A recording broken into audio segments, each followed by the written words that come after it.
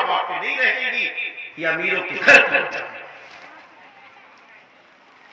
ہمارے یہاں غربت کا ایک مسئلہ یہ بھی ہے کہ ہمارے پاس پیسہ ہے، شادی کیسے کریں؟ کیسے شادی کریں؟ ہم فریج کہاں سے لا کے دیں گے؟ میں آپ سے سچ کہہ رہا ہوں، سیتا پور کی ایک صاحبہ اور ان کے شوہر آئے، 3 بیٹیاں ہیں 2 بیٹے،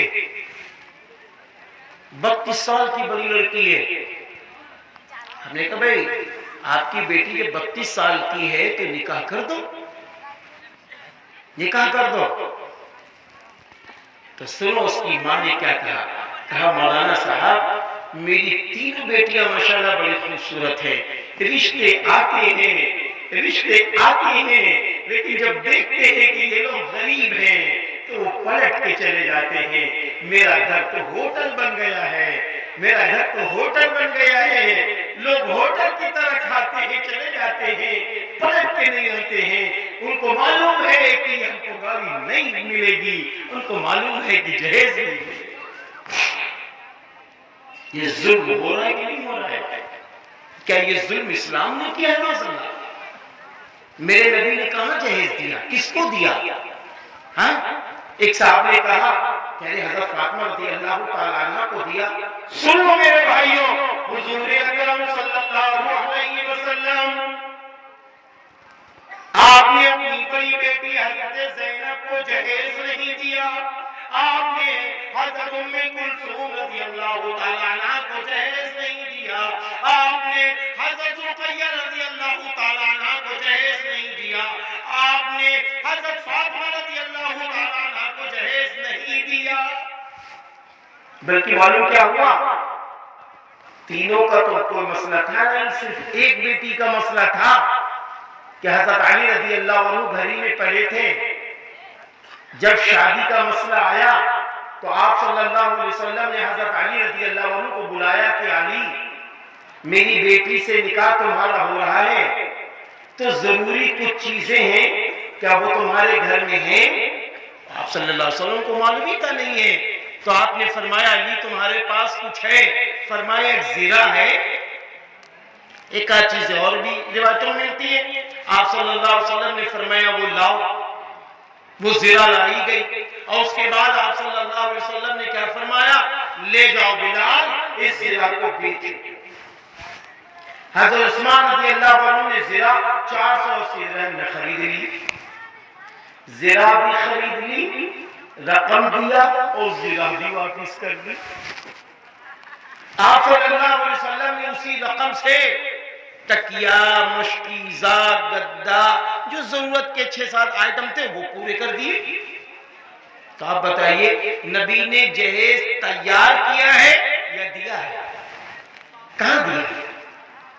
نبی نے جہیز نہیں دیا۔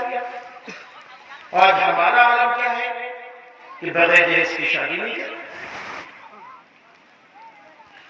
بغیر جہیز کی شادی نہیں ہو رہی، بڑے افسوس کی بات ہے۔ باراتیں اتنی لمبی لمبی جا رہی ہے کہ اللہ کی پناہ 200 250 گویا طے کر لیا کہ ہم لڑکی والوں کو تباہ کر کے رہیں۔ اور اب تو سماج میں ایک اور چلا ہے، اگر ہمارے وہاں بارات ہے، کسی کی شادی ہے، ہم نے اگر آپ کو بارات میں نہیں پوچھا، خالی ولی میں پوچھ لیا تو کہتے ہم نے تو بارات میں پوچھا، یہ ہم تو بارات میں نہیں پوچھی، ہم ان کے ولی میں پوچھا، جبکہ بارات ہے ہی نہیں ہے۔ کہاں بارات کا تصور ہے؟ پر بہت زیادہ 2-4-5 لوگ چلے گئے، نکاح کر لیا، مسجد میں نکاح، اسی لیے تو اسلام نے کہا مسجد میں نکاح۔ جب مسجد میں نکاح ہوگا کوئی خرچہ ہی نہیں، کوئی خرچہ نہیں ہے۔